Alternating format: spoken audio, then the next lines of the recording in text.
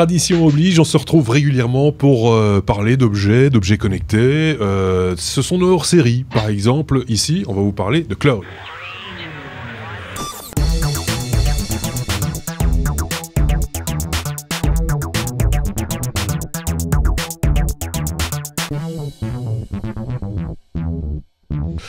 Et pour en parler de cloud et d'un appareil qui a sa propre fonctionnalité, on a bien entendu Marc pour en parler. Ça c'est Sébastien, en l'occurrence, qui vient de rendre son avis. On a Marc pour en parler sur des choses qui arrivent. Marc a beaucoup maigri dernièrement. En studio, il y a Xavier qui pourra également partager son expérience. C'est des choses dont vous avez peut-être pas encore entendu parler. C'est mon cas, je l'avoue humblement. L'appareil en question, et il y en aura d'autres, on en parlera dans un instant, s'appelle Lima. Marc, par le menu, entre guillemets, explique-nous de quoi il s'agit. Eh bien, en fait, il s'agit tout simplement de ce petit boîtier qui a démarré sous forme d'un projet Kickstarter et qui maintenant est arrivé à un stade de commercialisation. Ça, c'est encore une des versions Early Adopters, donc c'est ce qu'ils appellent le Pioneer Kit. Mais maintenant, le truc est en vente au prix de $99, disponible sur leur site internet dont on mettra le lien. Alors, le Lima, c'est quoi? Comme on vous le dit, c'est un petit boîtier qui, d'un côté, dispose d'un port USB, USB 2. De l'autre côté, dispose d'une prise Ethernet au format 10-100 et un petit connecteur pour mettre une alimentation. Et globalement, ça va faire quoi? Eh bien, ça va vous permettre de partager sur votre réseau local les données qui se trouvent sur le disque dur ou les disques durs, puisqu'on peut en agréger plusieurs en mettant un petit hub derrière, que vous allez connecter au petit boîtier. De l'autre côté, vous allez installer un client. Il existe pour Windows, il existe pour OS X, il existe pour Linux, il y a également une application mobile pour iOS, une application mobile pour Android. Je ne pense pas qu'il y a déjà d'application pour Windows Phone, je me trompe peut-être, je vérifierai ça après. Et donc vous allez pouvoir comme ça échanger vos fichiers de l'un à l'autre et surtout vous allez pouvoir récupérer vos fichiers lorsque vous êtes hors de votre réseau local. Et donc globalement l'utilisation du petit bidule principal, c'est d'avoir votre petite Dropbox chez vous. Voilà. C'est un petit truc extrêmement pratique qui a été un peu laborieux, je l'avoue, à mettre en route, parce que ça demande pour la première fois d'avoir une machine sur laquelle on va remettre tous les fichiers et puis on les copie au fur et à mesure jusqu'à ce que la sauce prenne, si je puis dire, et qu'on puisse commencer à échanger les fichiers comme on le ferait avec un Dropbox, exactement. Par contre, là où il y a une différence par rapport à Dropbox et les autres solutions similaires, comme par exemple OnCloud, qui est une version open source, enfin qui est une version open source de Dropbox, c'est que vous n'allez pas avoir de miroir sur votre propre machine, tout se passe online. D'accord. Et ça se matérialise sous la forme d'un lecteur connecté auquel vous accédez via vos logiciels habituels. Et alors, sur les applications, aussi bien Windows, iOS, Android et les autres plateformes, vous avez la possibilité de sélectionner répertoire par répertoire, ce que vous voulez garder en local. Si par exemple, vous savez que vous allez aller vers un endroit où vous n'avez pas de connexion web et que vous voulez quand même pouvoir travailler sur certains fichiers, vous allez pouvoir créer une version offline qui se resynchronisera dès que l'appareil va détecter qu'il y a une connexion. Alors, petite question que je me pose comme ça à brûle pour point. Donc, c'est un cloud personnel et localisé à son domicile ou à son bureau, enfin à l'endroit que l'on fréquente. Est-ce qu'il faut configurer d'une manière particulière le routeur pour, par exemple, placer l'adresse IP dans une DMZ pour que ce soit accessible de l'extérieur Tu le branches, ça marche. En gros, c'est ça. Tu le branches, l'application que tu vas installer sur la première machine va le localiser, va configurer le Lima en fonction des paramètres qu'il va aller, lui, sniffer sur ton propre réseau, et c'est bon, c'est tout. Et alors, chose assez intéressante aussi, c'est que si vous disposez de plusieurs Lima, ils peuvent travailler en grappe. D'accord. Voilà. Pas mal. Une sorte de RAID, tu veux dire. C'est une espèce de peut-être pas de RAID, mais de... C'est pas du RAID. C'est en fait, sous le même volume vont être disponibles tous les Lima qui sont reliés à un même compte. C'est une langue que vous ne connaissez pas, et pourtant tout le monde la comprend, et en particulier Xavier. Xavier, toi, tu as une expérience avec un truc similaire, un appareil un petit peu du même genre? Moi, je connaissais pas Lima, mais j'avais déjà fait la démarche de m'éloigner un petit peu de tout ce qui est Dropbox et Google Drive, etc. Je voulais avoir un cloud, mais j'ai installé... Bon, pour ceux qui connaissent, il y a une marque fabuleuse de NAS qui s'appelle Synology. On avait parlé dans le hors-série domotique, entre autres, avec il y a des tarifs qui sont vraiment très abordables et des systèmes beaucoup plus chers, mais qui s'adressent plus à des entreprises et qui permettent vraiment de manière très simple de faire un cloud et donc d'avoir une réplique d'un Dropbox ou d'un Google Drive, mais avec les données qui sont hébergées chez soi sur son serveur et qui peut être répliqué en RAID ou qui peut avoir même répliqué entre plusieurs NAS. J'ai l'impression que c'est une tendance lourde, entre guillemets, en particulier pour les particuliers, et pour les petites entreprises, les PME, etc., de s'amender des clouds dont on ne connaît pas très bien l'origine ou est-ce bien sécurisé, etc., d'avoir ces données pour soi, mais qui soient quand même disponibles à la manière du cloud. Mais moi, j'ai commencé à m'intéresser à ça quand il y a eu les débats avec le fait que les données ne soient pas toujours protégées. Ça, et donc, il y a eu la NSA qui surveillait certains fichiers, etc. Et je me suis dit, mais non, dans ma société, on a quand même pas mal de données qu'on a envie de garder un petit peu pour nous. Et donc, la question s'est posée et j'ai trouvé cette solution-là. Je trouve qu'elle est vraiment très simple à mettre en place également. C'est vraiment à la portée de beaucoup de monde. Ouais. Je vais poser la question à Sébastien. Les comptes de la caisse noire, vous aussi J'ai une première question, sinon pour Marc, est-ce que quand on met du sel dessus, le Lima fond? Tu sors. Ok. Très très en forme, Seb. Écoute, il est tard. Alors, une autre info, c'est qu'effectivement, si tu te dis que ça fonctionne quand tu le connectes sur ton routeur, même si tu n'as pas ouvert de port, vu qu'il y a certains routeurs qui n'ouvrent pas les ports automatiquement, même si ça se fait sur la plupart des routeurs maintenant, ça sous-entend que, inévitablement, quand tu vas chercher tes données sur Lima, ça passe par leur serveur. Voilà. Ça transite quand même par... Ça passe par leur serveur. Mais tu as la possibilité, après, d'ouvrir certains ports particuliers et de configurer le Lima via une interface où tu lui dis, voilà, tu vas sur tel port et tel port pour les redirections. Ouais. Mais par défaut, effectivement, la personne qui va se contenter de le brancher, de l'installer sans plus de configuration, il y a effectivement une partie qui va passer par les serveurs. Du coup, on s'éloigne de l'objectif qui est de s'amender justement de ressources extérieures. C'est un peu dommage. C'est un peu dommage. Que du relais.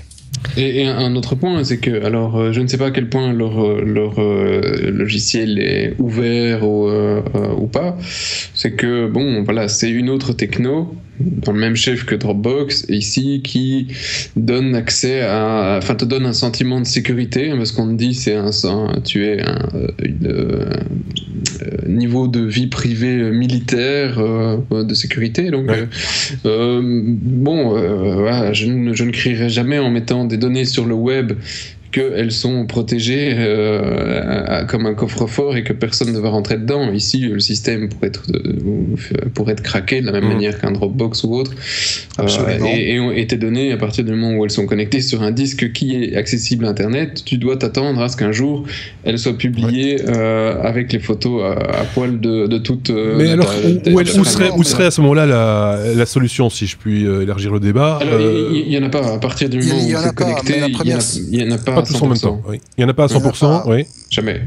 Il n'y en a pas, mais la première solution, c'est déjà que les données vraiment sensibles que vous ne voulez pas voir un jour d'être publiées sur Internet, simplement ne les mettez pas sur un dispositif qui est d'une manière ou d'une autre connecté sur Internet. Donc on retourne à la clé USB, la clé USB reste... On retourne à la clé USB, on retourne à...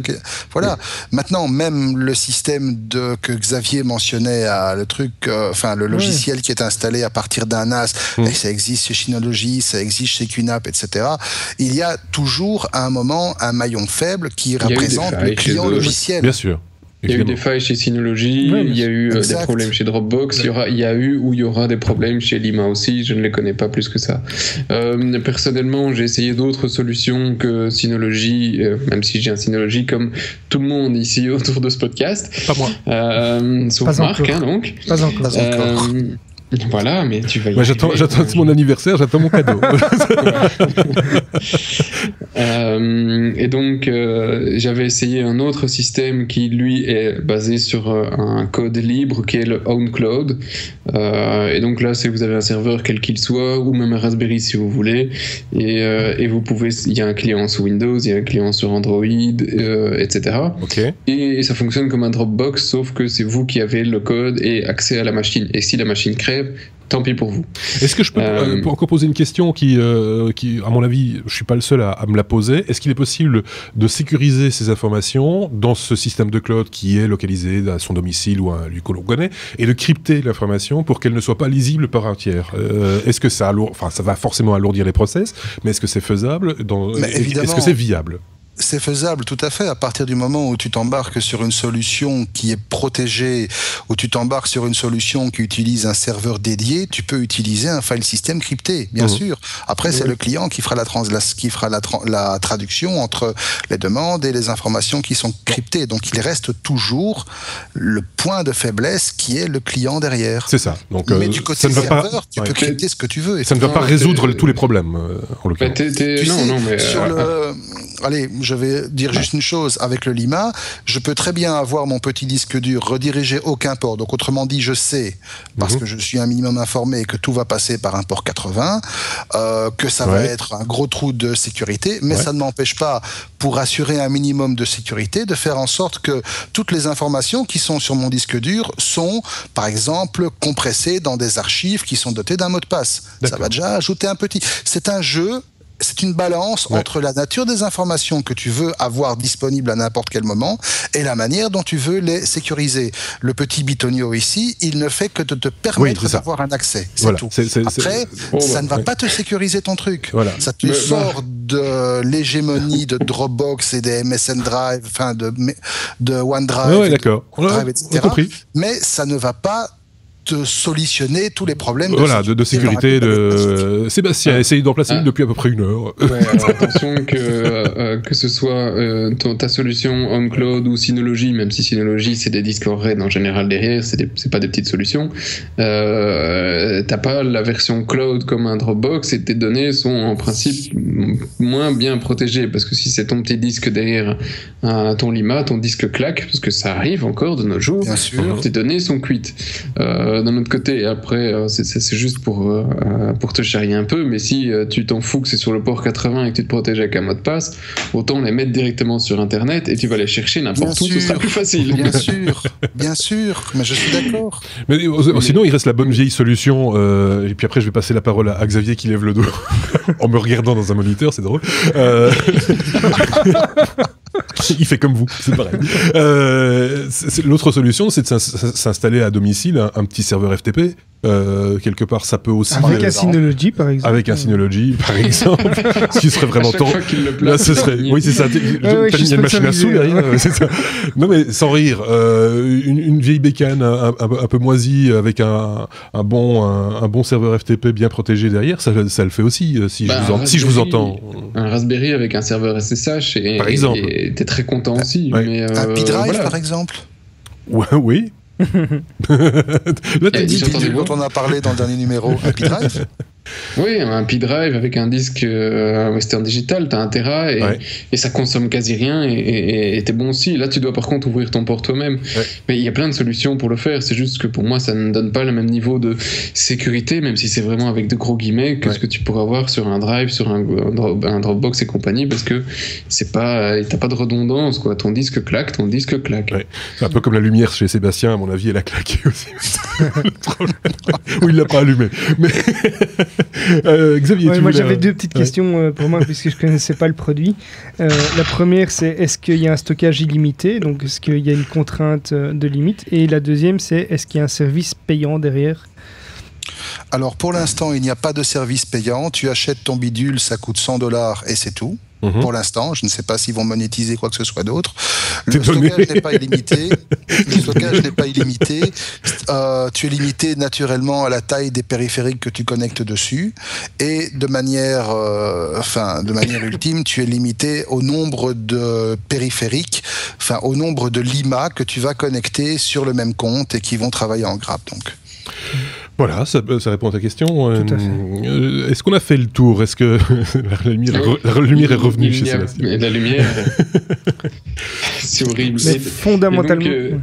J'ai vérifié pendant qu'on papotait, il n'y a pas d'application sur Windows Phone. Je pense que tout le monde qui nous écoute est content de le savoir. Il n'y a pas d'application sur Windows Phone. C'est pas bien de se moquer des possesseurs d'appareils Windows Phone. Pardon. Bah ouais, mais voilà.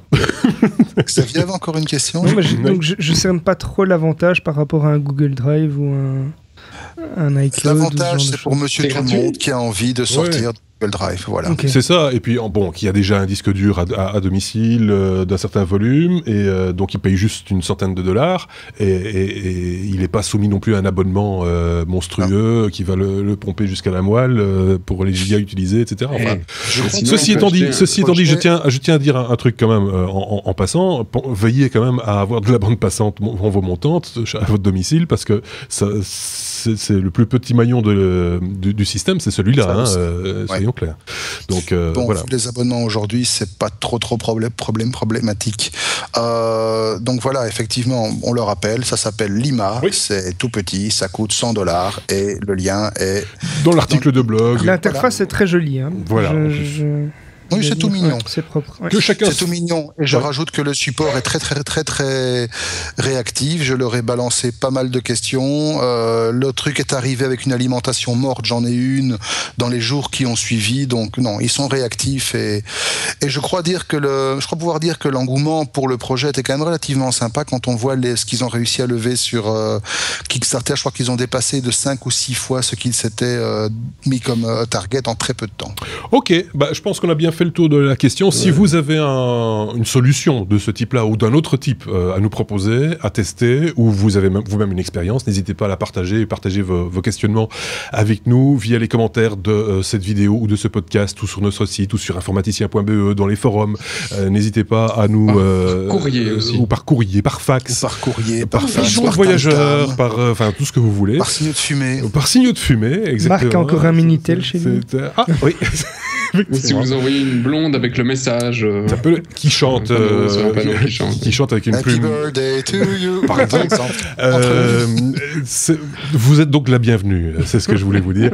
N'hésitez pas un seul instant. On se retrouve très bientôt. Merci évidemment à Marc pour ce sujet. Merci également pour les commentaires avisés de Sébastien ainsi que ceux de Xavier. Moins avisé.